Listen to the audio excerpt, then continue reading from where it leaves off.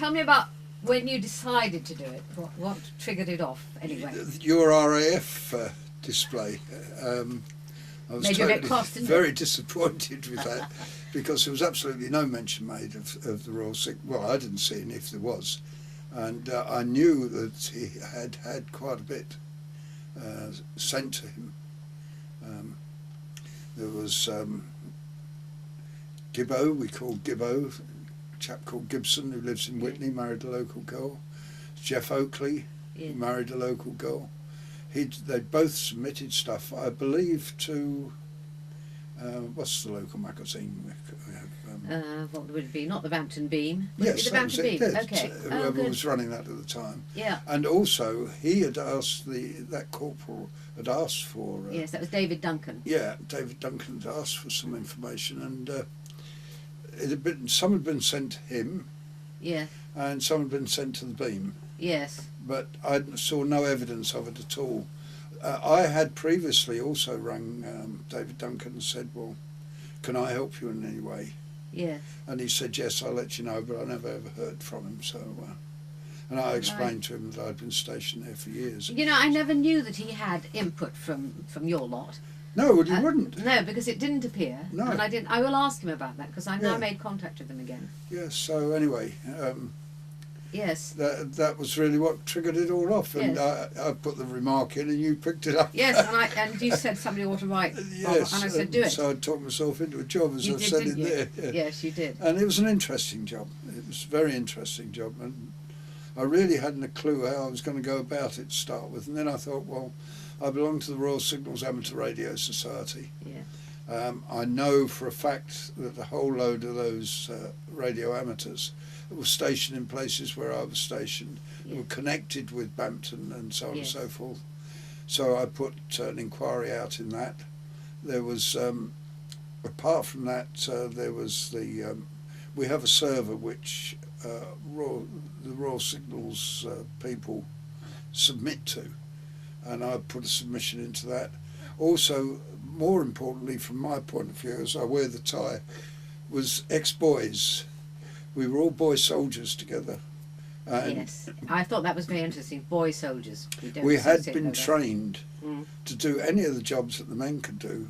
Yes, in signals particularly. Sorry? In signals particularly. In signals particularly. Yes. We all trained. Well, we all went through a proper training with arms and driving trucks. I mean, we're only 15 years old, and we've been let loose on the roads in trucks under instructors. And motorcycles. Jeff Duke, who was an international motorcycle rider, taught me to ride a motorcycle. All that sort of thing we did in boys' company, so that when we went into man service we could fit into almost any slot within the Royal Signals. And was it only Royal Signals that employed? No, doing boys' soldiers, or the whole of the army? The REME, REME did. Royal Electrical Mechanical Engineers, also had some down at Arbourfield. Yes. And some of those boys actually had transferred at odd times and came up to join us at Catterick in the Royal Signals. But I've initially trained as an operator, and that's where I learnt my Morse. Yes. And because I had joined at a late date, they had intakes, and I joined the intake very late, about 3 months on. So the course that I would have been on, I had 3 months to catch up on. So they sent me to train with the men who were training as operators then during the war, who trained much faster. They weren't being bogged down with how to drive a truck and all this sort of thing. So they were just focusing, operating. Yes. And hang on a minute. From my memory as a child, I can remember listening to Orska, and it was incredibly fast. It was am I right? Well, yes, proper. A qualified operator is sending an absolute minimum of 12 words a minute, an absolute minimum, and that is a lot of dots and dashes. And then they go on much faster than that. Some operators I met at near Kidderminster, who were civilian operators but taking army traffic. They would be taking 21 words a minute down and having a conversation with you at the same time. I mean, it's just phenomenal to watch these people. Do you think they were started as boy soldiers because at that age, at 15, you can learn that kind of thing much faster. Well, that might have been the idea behind the government, but I think if we were all a load of little rogues, of course, and that's why we were finishing up in the army.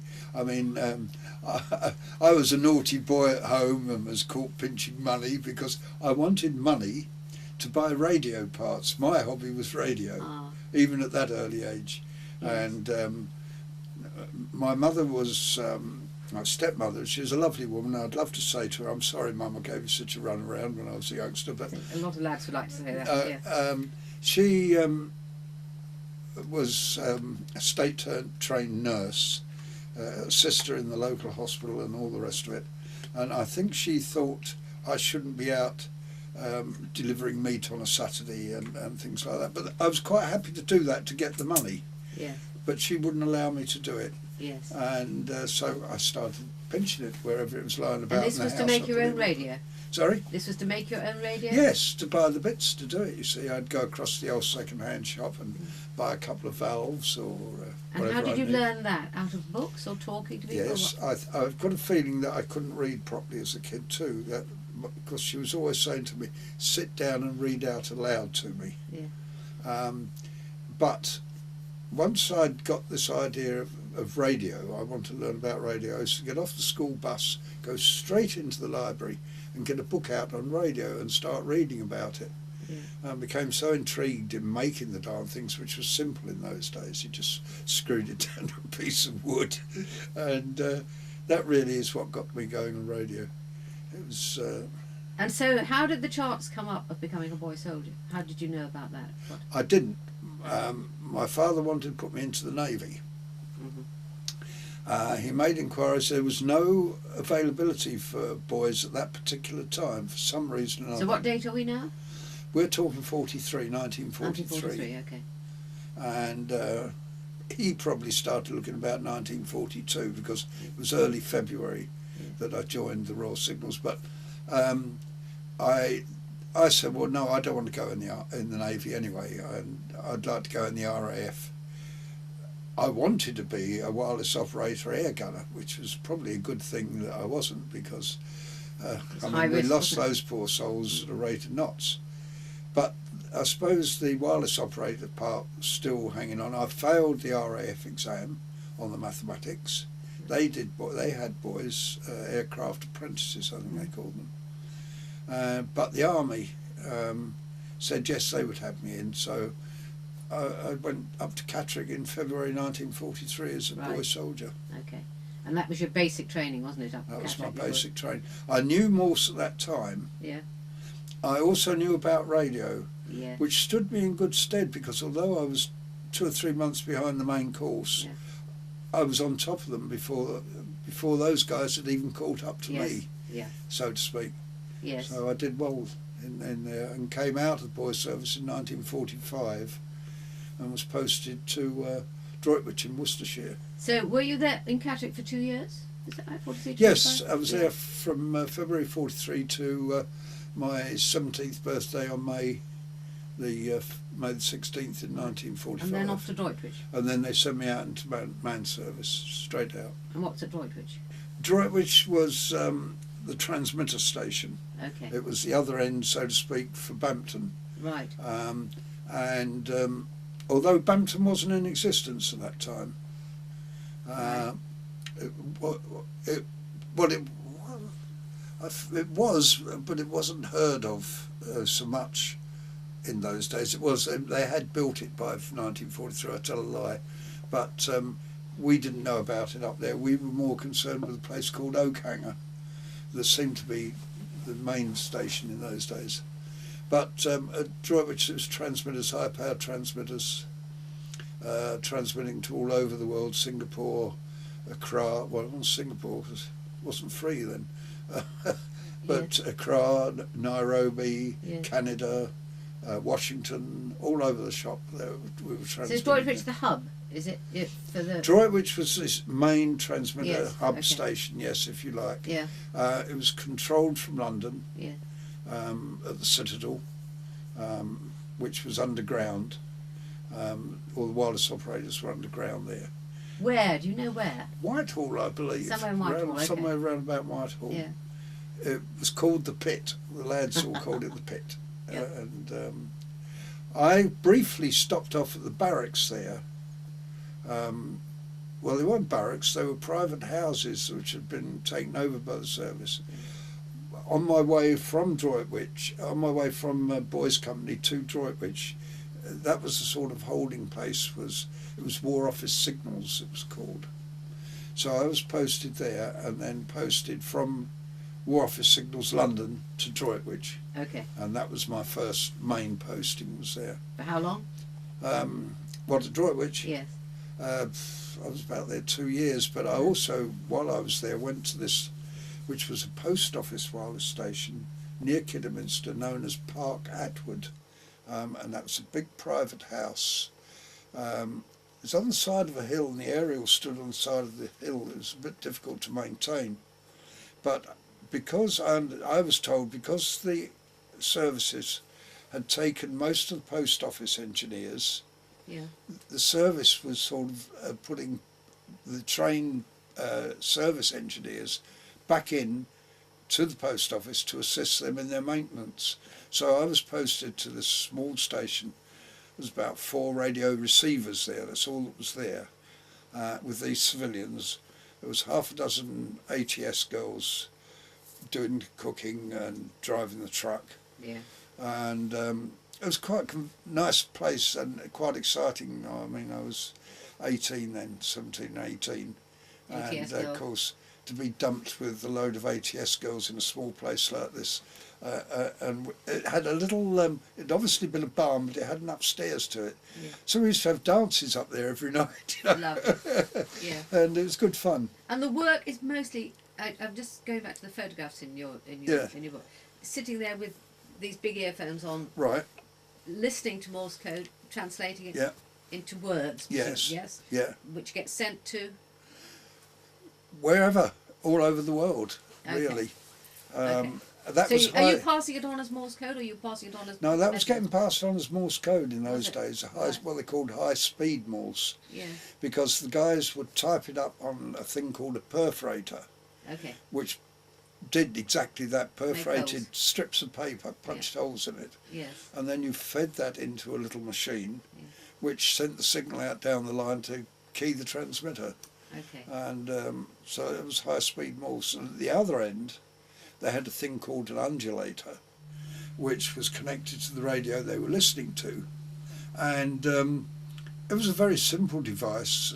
If you got a signal DAR, the arm would move up and hold there until that had finished and go back again. If you got a DIT, it'd do the same thing. So if you looked at the paper, you got dots and dashes on your Yes. paper. Yes. And they'd read that as well, you see. Yes. And you said dar and dit. Yes. I used to say dot dot dash. But it's the same thing. Yeah. Yeah. Didar, we were. Yeah. Okay. Dar. But Yeah. it's the same thing as dot and Yes. dash, of course. Yeah. And when you're doing it, are you? It's silly in a way, but are you following what the message says, or are you just so concentrating on the bits No, that you don't get that all? you should not do that. Okay. As a trained operator, you just take down what you hear.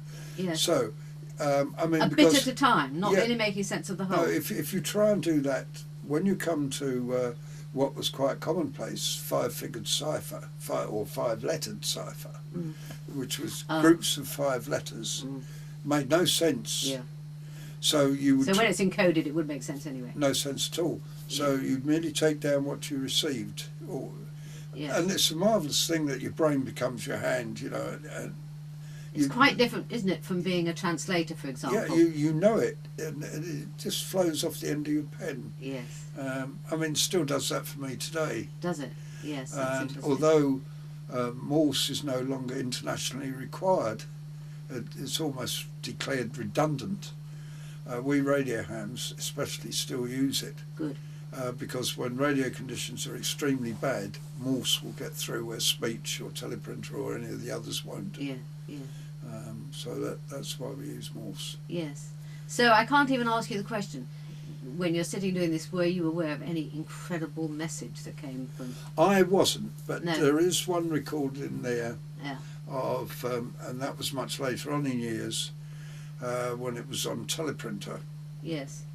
that one of the chaps, I think it was Gibson in fact, who was on duty up at the receiver hall. Yeah. And sometimes when you've got nothing else to do, you'd monitor the signal on a printer Yeah. just to make sure everything was all right. Yes. And he saw this message coming through from Korea. It was when the Korean War was on. That a particular bloke they thought had been killed was not in fact killed. He'd been taken a prisoner of war, or he was in a hospital, or something like that. Mm.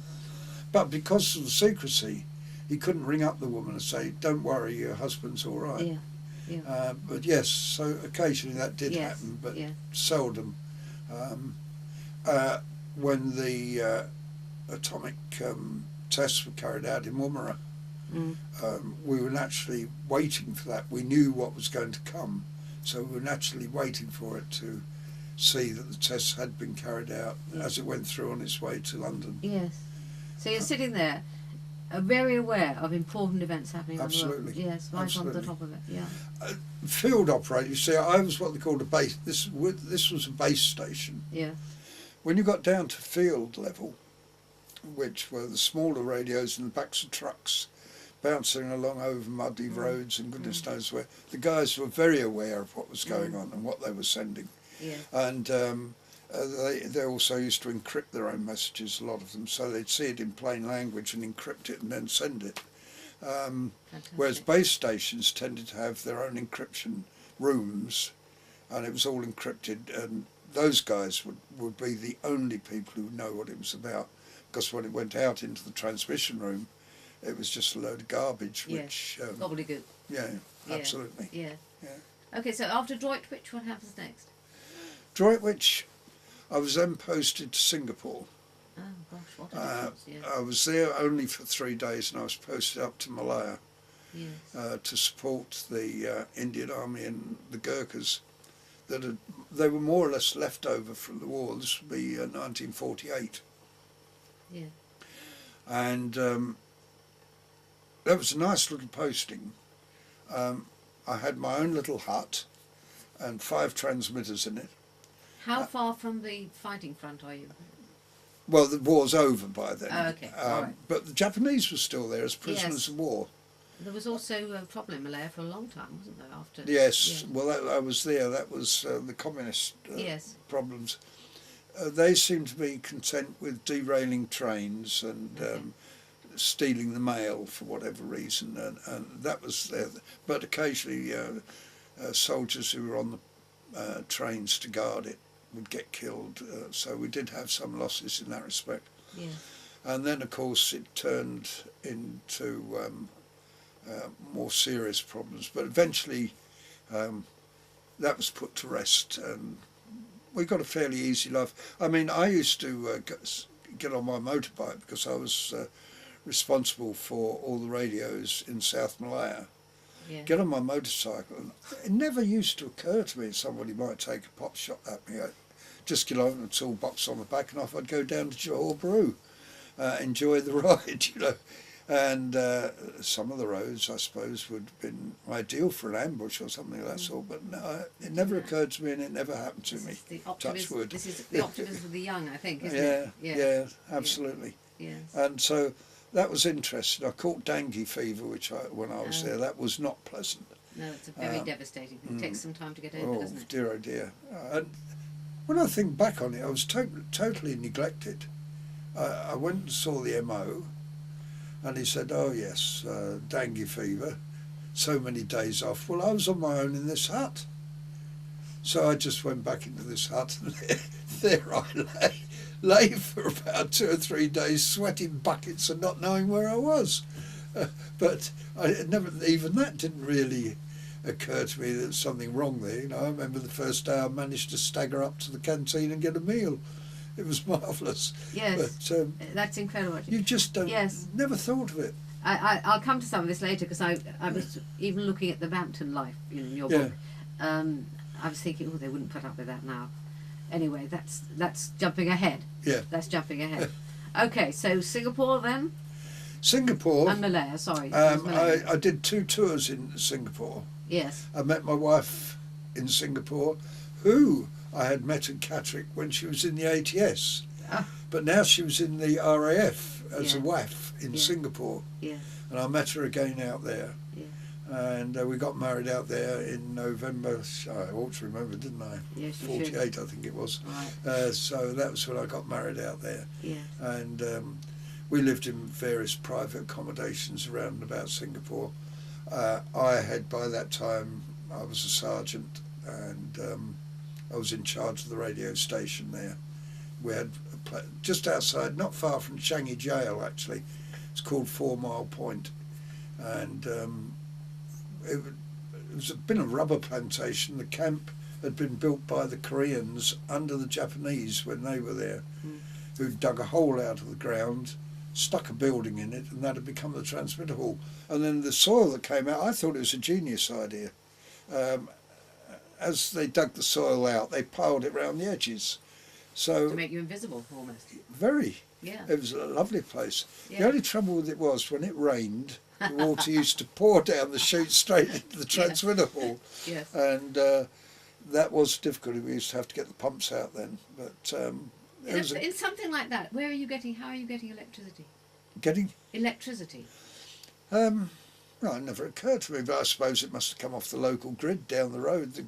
I mean, the main road wasn't far away from I'm where imagining we were. you being slightly more off the beaten track, but it We were. It was about, I suppose it'd be about half a mile to a mile, but I mean, to the services to connect up and run a cable up the road would have been no problem to them in those days. Yeah, okay. And it was a nice little compound we lived in.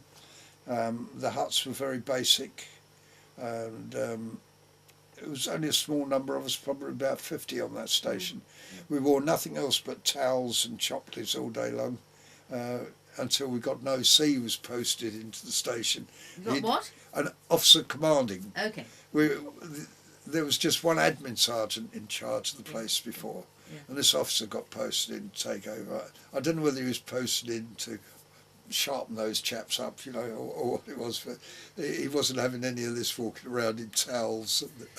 I would bet that in spite of walking around with towels and flip-flops or whatever you're wearing, in fact you were doing your job properly.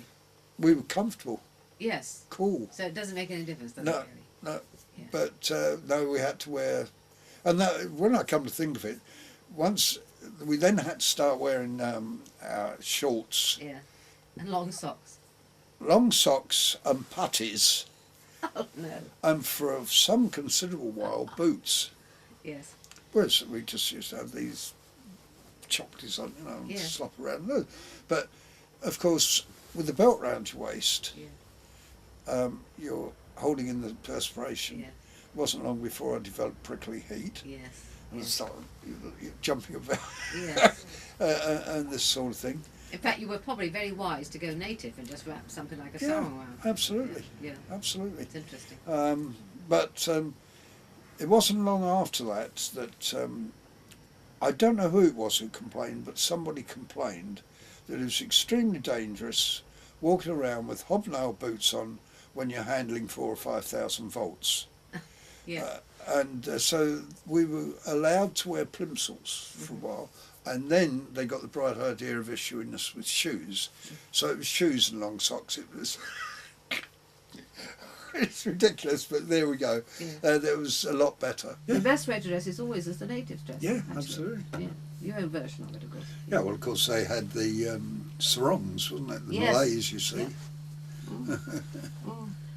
And some of the lads used to wear those. Some Yes. of the lads used to wear those as well. Yeah, absolutely makes And, sense. Yeah. Yeah. Yes, it was very interesting. Yeah. Okay, so we better move on from there, and I'm waiting for you to get to Bampton, actually. Right. Well, we better do it in sequence, though. So where From- did you go after? From there, I came back to Bampton. Oh, you did. Okay. That was my first tour. Yes. Early 50s. Okay. And now I think it's so interesting. Let's see what Bampton's like in the early 50s. Well, can you remember how? Every other house was a pub. I think I was 17 when I actually came to Bampton. Yes, I think it's quite possible. And of course, the Elephant just down the road here was thatched. Yeah. And on the camp we had such people as Jack Lawrence and Frank Preston. There was a lady called Jenny, I think her name was, who lived down the road. She was the sergeant's mess stewardess. Yeah. Very nice person, and used to look after us in the mess, bring in the toast in the morning and the tea and so on and so forth. And you're all living down at the camp? You're not, yes. yeah. So Well, what are the buildings I like? then got, because I was married, Yes. I was given a quarter along Bowling Green Close, Oh, yes. next to Jack Lawrence, Yes. who we became very friendly with Jack. In fact, he became, when my daughter was born and baptised, he was godfather. Yeah. And his daughter, Barbara, who I've met not too long ago, about 8 years ago, who said that she recognises herself as the godless mother, not the godmother. And so they were very close friends, and Jack and Barbara. His wife had died some while ago, but Jack was the engineer up at the camp, Yeah. who used to look after the water, the electricity, the huts. But he's a local man. That's right. Yes. Lovely old chap. He was actually a wheelwright and coffin maker by trade, but Was he? yes. Yes. Yes. Yeah, and yet he was clerk of works. That was his appointment. Right, in the village. Yeah, but they always said about Jack, or the lads, I mean, everyone had a joke about the guys up there. Jack would get the job done if he'd got a big hammer. Right. Hargreaves, that was the other guy, who was in the cookhouse. And I don't know why they called him Snuffy. The lads called him Snuffy, which I always felt was a bit unfair. And they made up a song about him. Snuffy's pies are the best. Do you remember any more of it? They used to sing Snuffy's pies are the best pies in Bampton are Snuffy's. I wonder if anybody else will remember that. And he used to get annoyed at that, I know, but I don't know why they called him that. I really don't. Yeah. He was a good chap. But when you say you're living up in Bowling Green Close now, Bowling Green Close, then what are you living in? Are they? I'm just huts? trying to think which way round it was. I think I lived on Rouse's farm at the time. It was a little caravan site. Oh, right, okay. And that's where I met Terry Rouse, of course. Oh, yes. I've known him for years. Yes. And yes, we used to have some fun with Terry. He was a good chap, especially when he was young. He used to keep us in fits of laughter. Well, he still does, but yes. Anyway, we lived there. Then we got a quarter, which was down in Bowling Green Close. Okay. And I stayed there. I did the 3-year tour, I think it was, by which time I'd got around to being a staff sergeant. Oh, in the meantime, I'd been a staff sergeant, that's right, and posted into the stores. I became quartermaster on the site. Okay. Does that mean you're doing less? I was technical, totally non-technical, and responsible for how many chairs there were in a barrack room and how many plates there were in the cookhouse and all this sort of thing. Were you pleased with that change? No, I was terribly disappointed and upset about it, and I'll give you a bit more about that in a moment. Yes. But one of the guys who worked with me was Peter Lewis, who lives in the yes. married Sylvia Dew. Yeah. He was probably the best storeman that a quartermaster ever had.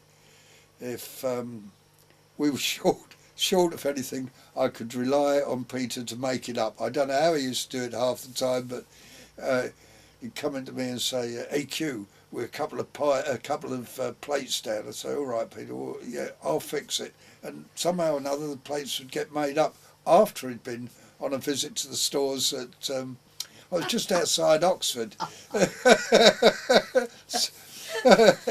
Sheets would be missing, so you'd suddenly find that an old sheet that was ripped in the middle would be completely ripped into two, and you'd make up your sheets. Yeah. So he was an excellent storeman, a great help. Fantastic. And still see Peter today, of course. Yeah.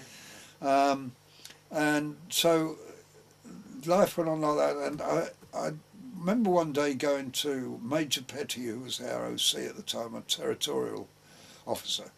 Very nice chap. In fact, he introduced the Weimaraner dog into the UK and kept his dogs up there. Yeah. He was very understanding. I said to him, "This is a total waste of my training. You know, I'm counting socks. I'm not getting anywhere. I can't see me being promoted and so on and so forth. Don't you think I ought to be back technically?" He said, "Well, I agree with you, Q, and I'll have a word next time I can in the appropriate place." Well, I understand he was one who pushed and pushed and pushed until eventually I was suddenly invited to attend a course at Catterick, where if I passed the course, I could then go back into the technical line, and I would carry on in my rank in that job. So I went back and to Catterick to do the course. In fact, I think that's where I met Sarah, my wife, on that occasion, and I failed the initial test. I was called into the old man's office, who said, "Well, staff, I'm afraid you're going to have to go back to your unit because you're not going to be any use to us." And I said, "Well, come on, this is the first time I've faced a technical exam in umpteen years. I've been counting socks, I've been off the work. Won't you give me another chance?" So he said, "Well, we'll give you till the end of the month for the next exam and see how you get on then," which he did do. And I came out top of that. So it was just a case of getting back into the swing of things. Yeah. Have things in that time, in that period since your first training, had that changed enormously, technologically? Or not? Were you just out of practice? No, I don't think it had particularly. No, just you were out of practice. I don't think stuff had changed all that. No, it certainly hadn't, No. not in my experience. Yeah. They were still using the same systems, which was to pass teleprinter traffic. It was all done by teleprinter. In fact, if you're meaning had it dropped from high speed Morse, yes, it dropped from high speed Morse was almost non-existent, and it was all done by teleprinters. Okay. All right. So yes, but I was accustomed to that. Yes. And in fact, why I had been posted down from Malaya to Singapore was because I was the only engineer who had been trained in a particular system known as single sideband when I was at Catterick. So yes, it all worked out very nicely. Yeah. Yeah. And so I was back in Bampton again. This time Doing a proper as job. staff sergeant. I was put back into the receiver hall, where I was responsible for shifts. You'll see there's a picture in my book of me tuning one of the radios, in fact. And then one day, the OC called me and he said, "You're being posted." So I said, "Oh, where to?" He said, "Singapore." I said, "But I've just come back from Singapore." And I said, it wasn't good for me. I had all these skin complaints. Goodness says, "Why are they posting me back there?"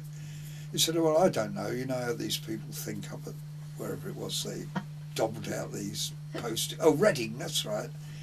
And so I said, "No." He said, "Well, I'll see if I can get you somewhere else." So then he came up with Germany. And I said, "No, I'm still not happy at that." He said, "Why?" I said, "Well, because they call that a home posting." I said, "How is it a home posting? You don't get any reward for being in Germany, whereas overseas you've got the overseas allowances." I said, "You can't get home at the weekends anyway, so how's it a home posting?" He said, "You're most difficult, aren't you?" So in the end, he called me back in one day and said, "What about Cyprus?" I said, "Now I go there, yes." And it was just after the Eoka troubles. Yeah. So what year are we in? Let's Sorry? What year is this? Oh dear. We're probably talking 58, I think it is. 58, 59, somewhere around that thing. And so I went out to Cyprus, and I stayed out there for, how many years? 5 years. Oh, right. Lovely. But of course, my 2 daughters have been born in Bampton. That's some 50 odd years ago now. It doesn't seem like it. Yeah. If you look outside, I think it's 58 Bowling Green Close, you'll see an enormous tree growing. I planted that. In fact, the army planted it. I accidentally cut it in half and stuck the end back in the ground again, and it grew, and it's grown into what it is now. So what kind of tree is it? I don't know what it is. It's enormous. Oh, right. I'll go and check it out. It should never be there, but anyway. 58. Okay. Yeah, it's a really big tree. So yes, I was posted to Cyprus, and out there that was a very interesting job.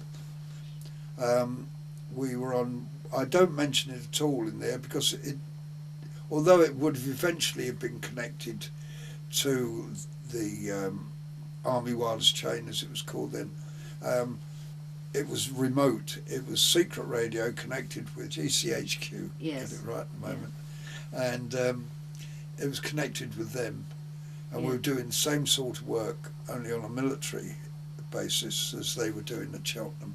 Yeah. As such, there was a whole load of their people with us, and it was very interesting. It was I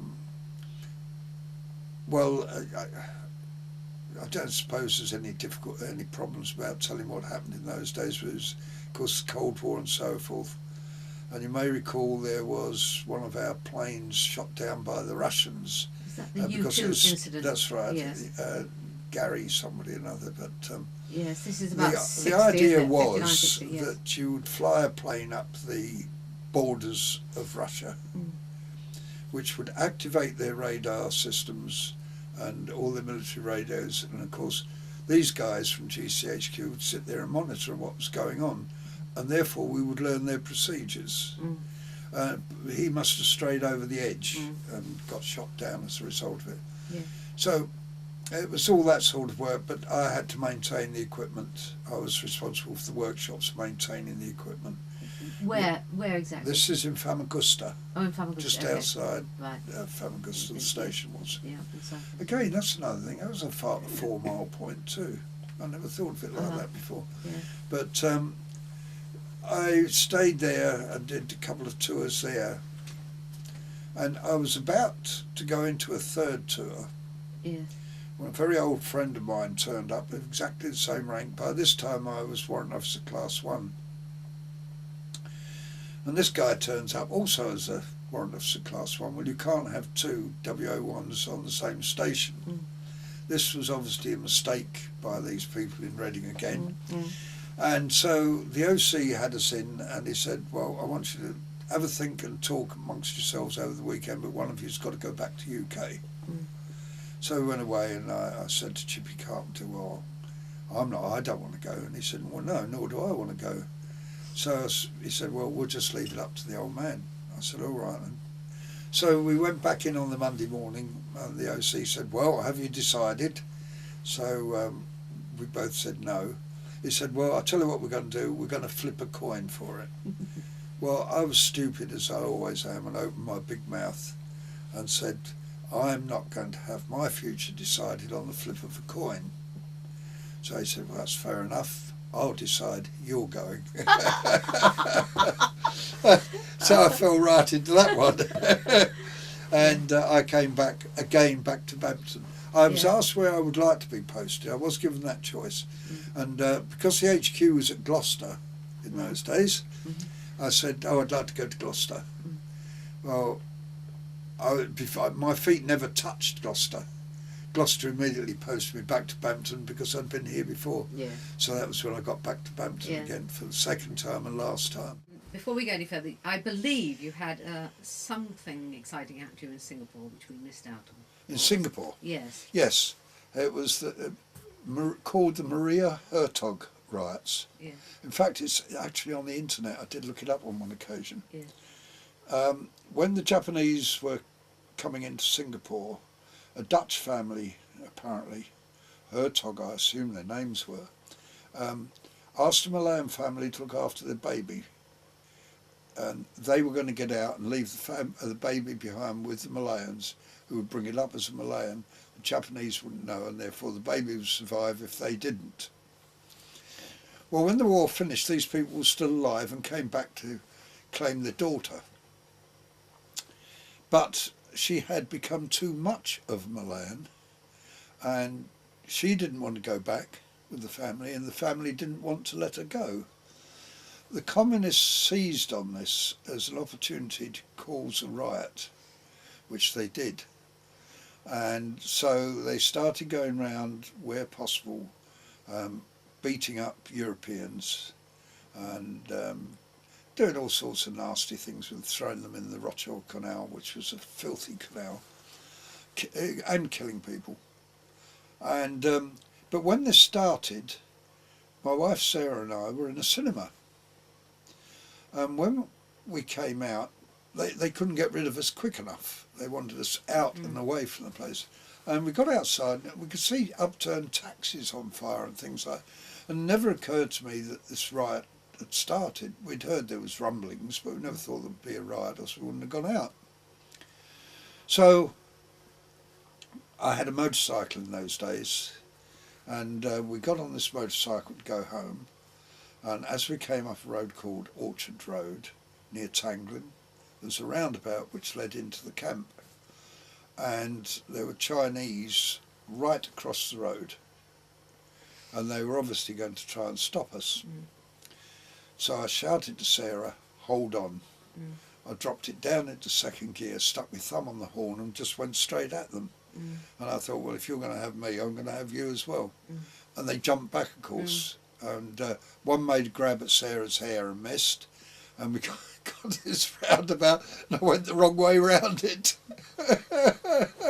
Just as fast as I could to get back to camp, and we did. So that was it was a really nasty experience, but the only one we were issued with Sten guns the following day without any ammunition. I don't know what we were supposed to do with them. I came back home for lunch, and we had a little Malay servant girl. The poor girl saw me come in the door with this damn gun round my neck, just screamed and ran. And she ran to my wife, who, you know, then comforted her and told her, no, don't worry, he's not going to shoot you. But it was a bit of a scary time, but that was about, I couldn't class it as any more than that, but it was nasty of the things they were doing. We had one of our trucks stopped, and the bloke in the back, the truck couldn't go forward, and they were going to try and get this bloke out the back, and he had the sense to take off his web belt, which in those days had a big brass buckle on it, and you could lock that and use it as a weapon. And he was using it as a weapon, and he kept them at bay until the truck started to move and get away. But yes, it was nasty. Nasty time. Just to go back to the beginning of the story, what happened to the baby? What happened to the baby that caused the riot? I really don't know. No. I think there was a lot of court cases afterwards, and she was handed over. She had to be handed over. Yes. But that was called the Maria Hertog riots. Yes. I can't remember the exact date, but it's certainly in the internet. Now, let's go back to Bampton. With its 17 pubs. How much did it change between your first stay in Bampton and the second, or was it just about the same? A fair bit. Had it? Yes. Yeah, because some of the pubs had shut. Yeah, already then. Yes. Yeah. Okay. The butcher's, which was now where there's hairdressers next to the horseshoe. Yes. The butcher's was there, as I recall. That had gone. Yes. The post office. Oh, that was still down the road. That was Wheelgate House then, wasn't it? Yes, I forget what her name was. Mrs. Reynolds. Mrs. Reynolds, that's right. Rather yes, how can I serve you? Used to frighten the life out of you when you went in there. Used to roll her eyes. Yeah. She made a terrible mistake one day. I used to collect stamps in those days and get first day issues, you see.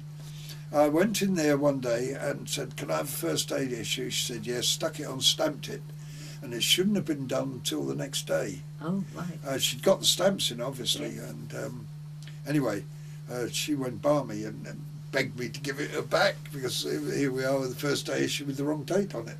I did give it her back, obviously. Because it would be worth a lot of money, wouldn't it? Of course it would, I wonder if she kept it. Yes, there's a possibility. Yes. Yes, so that was that. But also at that time, I'm not sure when sewage came in, but I think you mentioned that Horace Mawson, his horse, there was no main drainage at that time. Do you remember that? Yeah, that was on my first tour. That yes. was on your first, That used when to you be first came to Bampton? Yes, I used to cycle up the road. It was terrible, especially if he was full up and then dripping out the sides. I mean, yes. It really used to smell. Yes. Yeah. No, that had gone. And Bowling Green Close, as it is now, only existed on the right-hand side of the road. Okay. There was nothing on the left-hand side. It was just open fields right up on my first tour. But now there was houses there, and the school had been built. Yeah. So that had taken place while I was away. Yeah. Can't think anything else was particularly different. How did it seem as a village? Was it friendly? Did you sort of mix well with the village? Well, yes, but mainly I think because myself and a chap called Tom Nichols used to go out of our way to be friendly. We were told that when villagers start calling you by your Christian name, you know you're in. Yeah. That was what we were told. And it was a strange thing. I always was called Mr. Evans, Mr. Evans, Mr. Evans. And then one day it started Ray. Yes. And I went over and said to Sarah, we're in. Yeah. Yeah. So, but I've never had any problem with them. They're always friendly people. Yes. And, you know, we still have today and know most of the villagers, and they know me. Did you do things like play Aunt Sally? Because there used to be Aunt Sally. I never played any of that. You never played No. But I know it did that. Which and was of course your pub? The shirt races. Yeah. My pub. Yeah. I never had one particular. I suppose it was the Horseshoe, if it was one at all. Right. Okay. Yeah. They used to make the rounds. Yeah. You see, the lads used to come down and drift from one pub to the next, and they'd say, "Well, we're going to be in such and such a pub tonight. And go there." But the Horseshoe, excuse me, the Horseshoe was the one I used to go to most. Yes. And who was the landlord then? Oh goodness knows, I can't remember. No, it's too long back. Yeah. But yeah, that was our pub.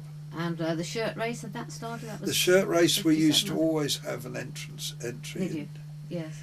And the devices to London Bridge boat race, canoe race, down the River Thames. Yeah. We always used to enter a canoe. We designed a boat with a special rudder, because half the time you're doing this to turn it or that to turn it, when there's no need to. If you've got a rudder, you just keep paddling away and steer the darn thing. Yeah. And with that boat, we beat the Marines. Fantastic. And that was one up for us. Yeah. And my son-in-law, who is a Marine, every time I see him, I say, "Was that the time we beat you down the Thames?" Yeah. So yeah, it's. And you also had, because I was going to say, you had you had all these hobbies going on. Well, you had an archaeology. Yeah, there's a little bit of a story behind that. Major Petty said to me, he always is Q, always Q. Why Q? Quartermaster. Okay, right.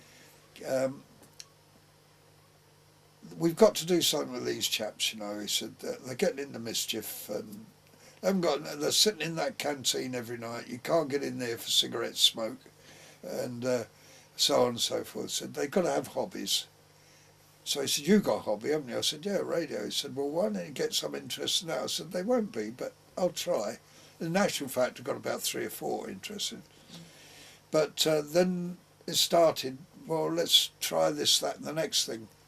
Well, the aerial party, who were responsible for the aerials up at Bampton, used to have to dig the holes to put the base plates in for the aerials. Were digging one day and came back with this load of sherds. And I said, "Oh, that's interesting. They must be Roman or Saxon or something." So there was a lot of laughter. I said, "Well, no, they're just bits of old pipe or something." "Well, I don't think they are." I sent them off to the Devices Museum.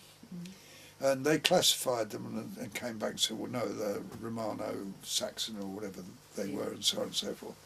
So on this, we then decided, well, we'll have to dig and see what we can find. And so that was another little club that was set up, Yeah. and a group of us used to get out of Wednesday afternoon and dig holes under the supervision. I think it was a Professor Adams. I can't be certain of that. Of Reading University used to come out and see us and tell us what to do and what not to do. Surprisingly, the stuff up there was quite deep, 3 or 4 foot down onto a gravel bed. I never could understand that. And yet you go outside the gate and I found coins on the surface there. So I'm of the opinion that sometime there must have been a very bad flood. Yeah. And the Thames came right up to there. Mm-hmm. It must have been a very serious flood. So was it just coins you found, or you found other stuff? No, found coins, shirts. And what we used to do was box everything up that came out of a particular hole. Mm. And then when we were on night shift, wash it and stick it together again like jigsaw puzzles. Yeah. And we had all various pots, nice pots. Yeah. I found a toga clip of a dolphin. Lovely. The spring on the back of that was as good as if it had been cast today. It's how it had ever fallen off the person who owned it, I don't know. You took it off. And we had a little museum in the camp, but unfortunately during my absence in Cyprus, that all went somewhere. I was never able to track down where it went to. But there was a chap by the name of Williams who was closely associated with the Ashmolean. He also wrote out the reports, which there's copies of in there, which I found at the Ashmolean of the finds. Yeah. So he maybe have put it into the Ashmolean, I don't know. Yes, but let's hope. I mean, I had one little dish. It was absolutely perfect by the time we stuck it together. There wasn't a bit missing. Yeah. We found salmon which comes from abroad. Yeah, what were the other hobbies over there? Anything else? I thought One that was guy, most interesting. Pigeons. Oh yeah. And if you walk up the lane towards the camp, as you turn left to go up to the camp, on the left is a barn. Yeah. It's still there today. He used to go down there and rake amongst the pigeons at night and find those with rings on them. Yes. That had come down. So they were good pigeons, and it just got led astray. And the old man, he said, well, no, that's his hobby, that's what he wants to do, and he built himself a little pigeon loft up there, so he used to keep pigeons. And of course football and so on. But the canoeing was another good one because we could do that on night shift, build the boats on night shift. We had a workshop out back. Yeah. And the OC gave us permission that during quiet periods when we didn't have to do any work other than be there, we could go out and build these boats. And dances and things? Dancing, we used to have regular dancing. The Nuffield Trust contributed towards a bus, a minibus which we got, which was very useful because we could send that into Whitney to pick the girls up or so on and so forth. And I suppose it would be about every couple of months they'd have a dance up there. We had a nice little hall. Yeah. And I don't know what happened. Well, they pulled everything down. All the huts have gone as well from up there now. It's quite different. Yeah. Some of the masts have gone too, haven't they? But not all of them. Yeah, and some of those huts came from down here in the village that were up there. Yes, that was also interesting because They were. You were told you could have them, but you had to take them up there. Yeah, yourself. that's right. So Jack Lawrence supervised the pulling apart. The soldiers pulled them apart, took them up there, and then rebuilt them. And they were better than the huts you had. Or? Absolutely, some of them better than the ones they were living in, and yes, they used those. But also, I can't remember which point this is. Maybe your first trip to Bampton, you were given 3 blankets, no sheets.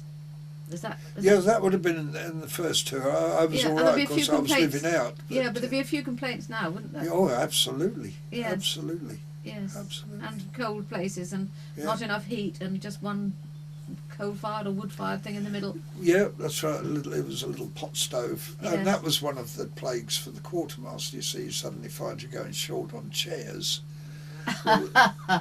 They were breaking them up and burning them, weren't they? Yes. And things of that sort. Yes. But yeah, it was a good life. You say it's a good life, but it's also tough, isn't it? It's not as cushy as now. They say today about we can't have bullying and so forth and so.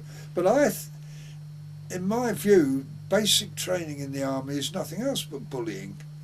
You mean by those in charge? Yeah, but there's nothing in it. You accept it. And somebody shouting at you, get your boots clean, lad, and what else, and you'll do this tonight if you don't, and so on and so. Maybe it come under the term more of threatening behaviour, but even some of that isn't allowed today. It's very easy on a lot of them, but okay, the service seems to function all right on it, and or maybe they secretly still do it. Yeah, who knows? But it was a good life until really and truly when the National Service lads started coming up for being demobbed. That's when it started, this writing to the press and mothers writing to the press, and you daren't do anything. And Major Petty was so aware of this that the only thing he had on them was, if they didn't do whatever it was they should have been doing, they didn't get a Saturday morning pass, and so they couldn't go home, you see. And so that was his threat and the way he dealt with it. I don't know what they'd do about that today, but we weren't giving the chaps their time off or something, but it was a fair one. Yeah. They used to say, if your rooms are not up to spec on a Friday morning, then you don't go off on a Saturday. I'll come round and inspect them then. And so the rooms were always fine on Friday.